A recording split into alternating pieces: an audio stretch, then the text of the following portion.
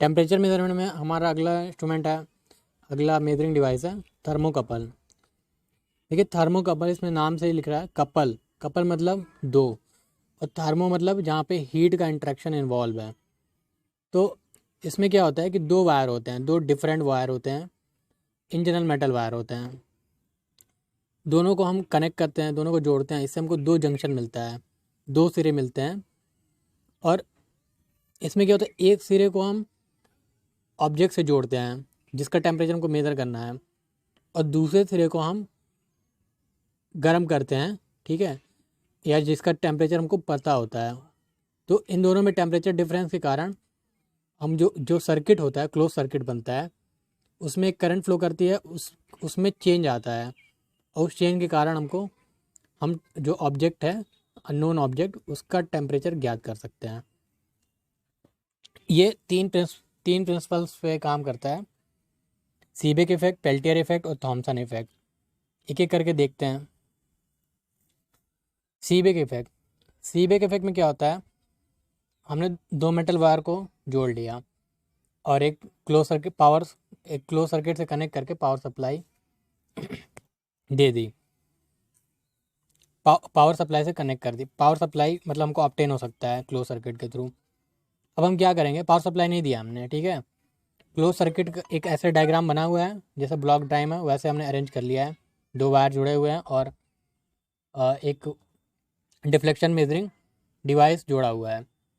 अब क्या करते हैं कि हॉट जंक्शन जो है वो कैसे बनेगा, वहाँ उसका पहले वाले जंक्शन का हम टेम्परेचर इंक्रीज़ करते हैं, और दूसरे वाले जंक्शन का टेम्परेचर एज इट इज़ रहता है, तो हमको दो टेम्परेचर डिफरेंस मिल रहा है।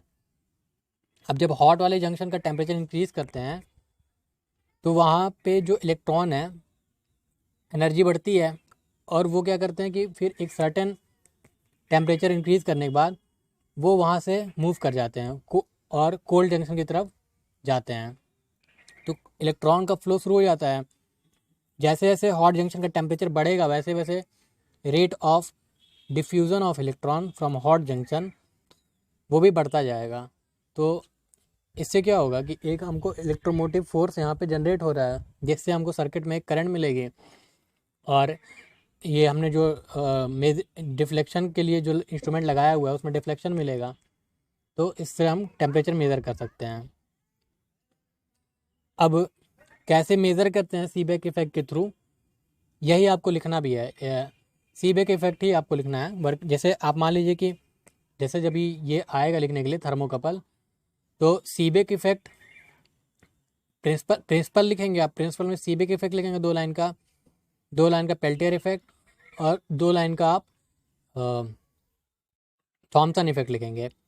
और उसके बाद ये ब्लॉक डायग्राम बनाएंगे राइट वाला, और वर्किंग में सीबेक इफेक्ट के आधार पे लिखेंगे। कैसे लिखेंगे, अब देखिए लिखना क्या है, ये कैसे वर्किंग कि जैसे ये फिगर में दिख रहा है, दो बायोमेटलिक मेटल को जोड़ के हम दो जंक्शन बनाते हैं। एक जंक्शन का टेम्परेचर ज़्यादा होता है, एक जंक्शन का टेम्परेचर कम होता है, ठीक है। अब हमको जब जब टेम्परेचर डिफरेंस आ रहा है तो हमको सर्किट में एक डिफ्लेक्शन मिल रहा है, उसको हमने ये आउटपुट डिवाइस है उस पर हमने सिग्नल ले लिया।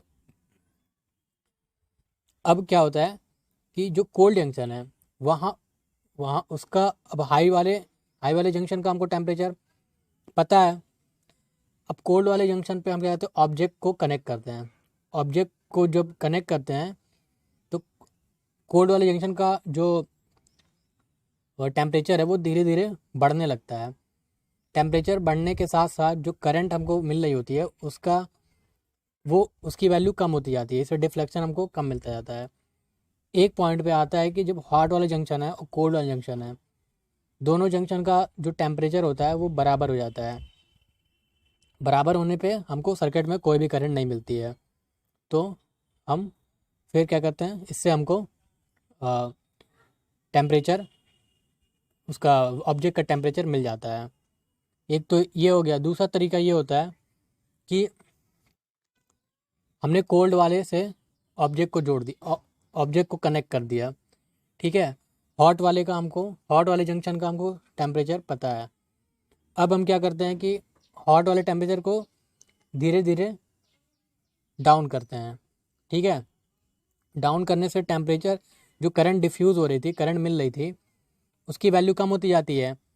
और जब भी टेम्परेचर इतना हो जाता है कि जो जंक्शन 2 पे टेम्परेचर है और जंक्शन 1 पे टेम्परेचर है इक्वल हो जाएगा, तो कोई करंट नहीं मिलेगी।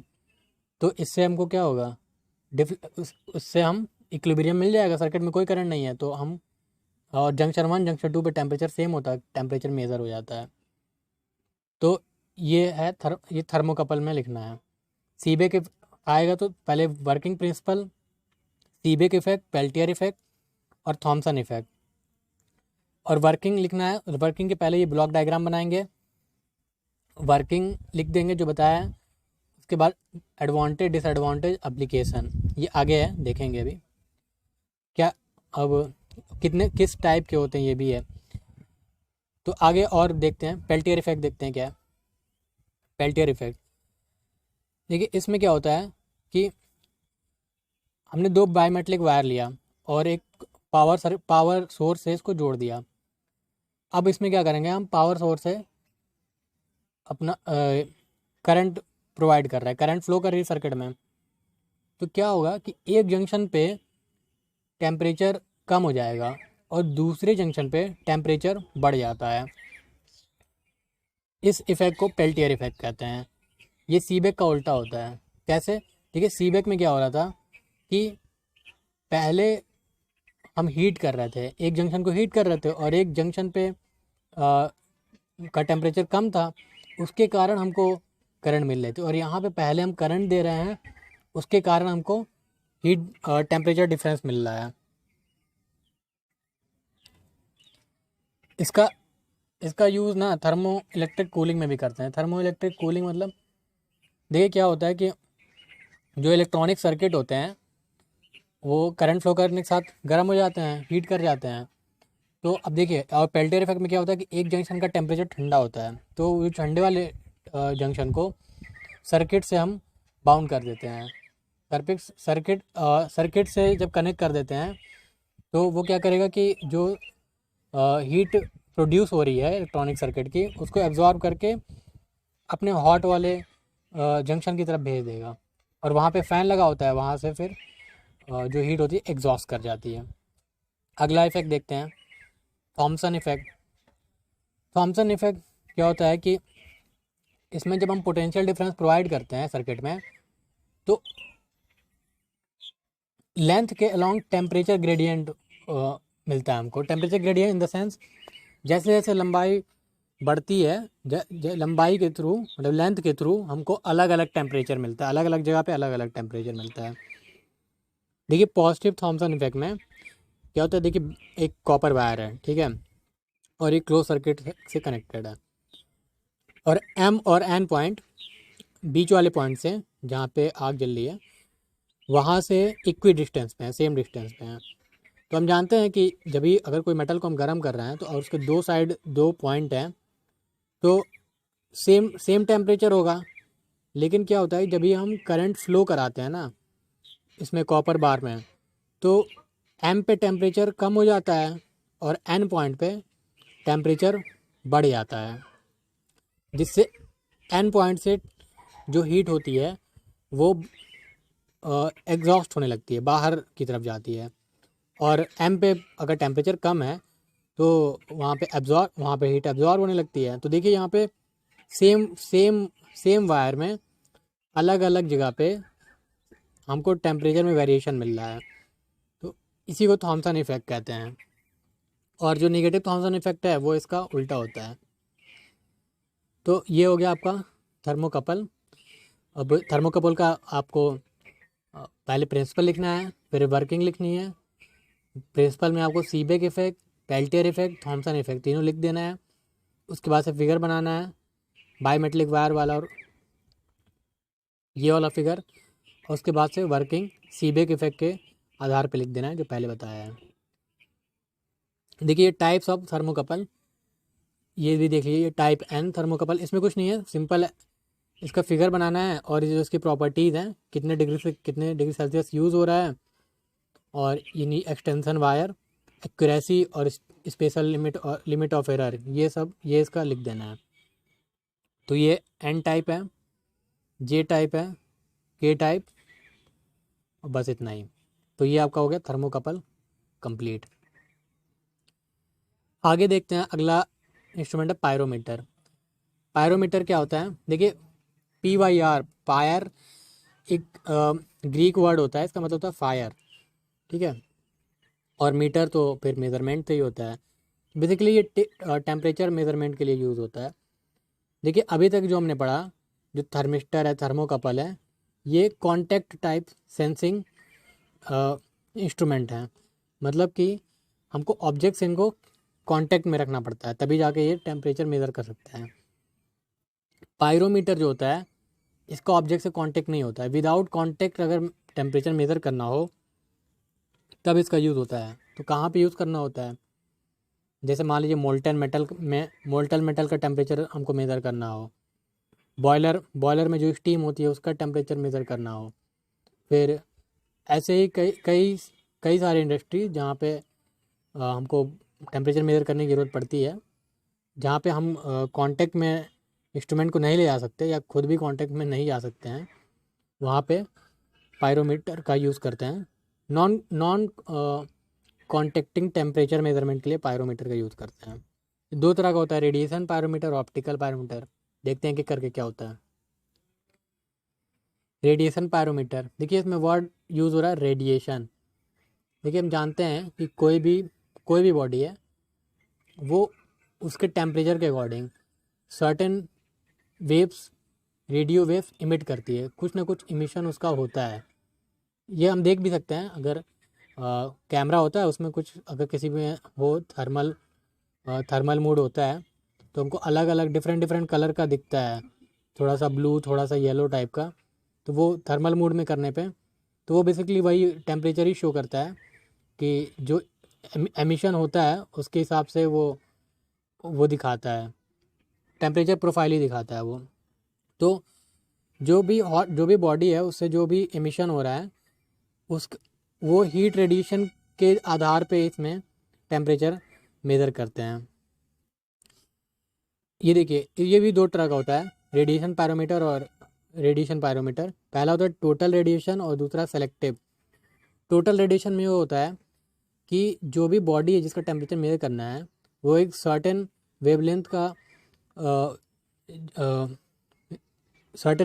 का रेडिएशन प्रोड्यूस कर रही होगी। तो टोटल रेडिएशन पायरोमीटर में किसी भी वेवलेंथ के रेडिएशन को प्रोड्यूस करने वाली बॉडी का टेम्परेचर मेज़र कर सकते हैं। लेकिन सेलेक्टिव रेडिएशन पायरोमीटर में एक सर्टेन रेंज होगी वेवलेंथ की, उतने वेवलेंथ का अगर रेडिएशन आ रहा है बॉडी से तो उस बॉडी का टेम्परेचर मेज़र हो जाएगा, नहीं तो नहीं हो पाएगा। ये बस आपको जानने के लिए बस है, इसको दोनों अलग अलग नहीं लिखना है, दोनों की वर्किंग सेम होती है। देखते हैं कैसे। तो ये इसका इंट्रोडक्शन हो गया, कैसे क्या होता है रेडिएशन पायरोमीटर। देखिए इसका ब्लॉक डायग्राम, इसमें क्या क्या इंस्ट्रूमेंट यूज़ होते हैं। पहला तो लेंस होता है, ठीक है, और ये एक डिफ्लेक्टिंग मिरर होता है, डिफ्लेक्टिंग मिरर। इसके बाद से ये एडजस्टेबल आई पीस होता है, जिससे हम जब हम देखते हैं लेंस के थ्रू ऑब्जेक्ट को तो एडजस्ट करते हैं जहाँ पे हमको जो उससे रेडिएशन है सफिशिएंटली मिल सके, जो मिरर एडजस्टेबल मिरर पे जो फोकस हो रहा है। और यहाँ पे एक डिटेक्टर रखा हुआ है, मिरर के थ्रू वो जो रेडिएशन है वो डिफ्लेक्ट करते हैं डिटेक्टर पे, और डिटेक्टर से उसके कॉरस्पॉन्डिंग इलेक्ट्रिक सिग्नल जनरेट होता है, जिससे हम टेम्परेचर मेज़र कर सकते हैं। ये देखिए नीचे एरो करके मैंने दिया भी हुआ है। हॉट ऑब्जेक्ट से रेडिएशन हमको लेंस पे मिलता है, फिर जो फोकसिंग मिरर होता है उससे हम उसको डिफ्लेक्ट कराते हैं डिटेक्टर पे, और डिटेक्टर के थ्रू इलेक्ट्रिक सिग्नल जनरेट होता है, जिससे हम उसका जो टेम्परेचर है वो मेज़र कर सकते हैं। तो इसमें आपको रेडिएशन पायरोमीटर अगर आता है तो उसका आप सिंपली इंट्रोडक्शन लिखेंगे, कैसे ब्रीफ में जो मैंने आपको थोड़ा सा बताया कि कैसे मेज़र कर सकता है, कितने टाइप का होता है। उसके बाद से आप इसके लिखेंगे जो जो इसमें इंस्ट्रूमेंट यूज़ हो रहे हैं, lens, mirror, adjustable eyepiece, detector और एक क्लोज सर्किट। उसके बाद से इसकी वर्किंग, इसके बाद वर्किंग लिखेंगे और फिर एडवांटेज, डिसएडवांटेज और एप्लीकेशन। देखिए इसके एडवांटेज ये हैं कि हाई टेम्परेचर को मेज़र कर सकता है, विदाउट कांटेक्ट कर सकता है, और भी सब है, ये आप देख लीजिएगा। एप्लीकेशन इसके मेटलर्जी इंडस्ट्री में, स्मेल्टिंग इंडस्ट्रीज़ में, फर्नेस टेम्परेचर मेज़र करने के लिए। देखिए ये दिया hot air balloon to measure the heat at the top of the balloon. ठीक है, वहाँ तो क्योंकि हम जा नहीं सकते, या जो वो वाला जो गैस वाले नहीं बैलून होते हैं जिसमें बैठ के लोग उड़ते हैं, वो सब उसका उसमें टेम्परेचर मेजरमेंट के लिए।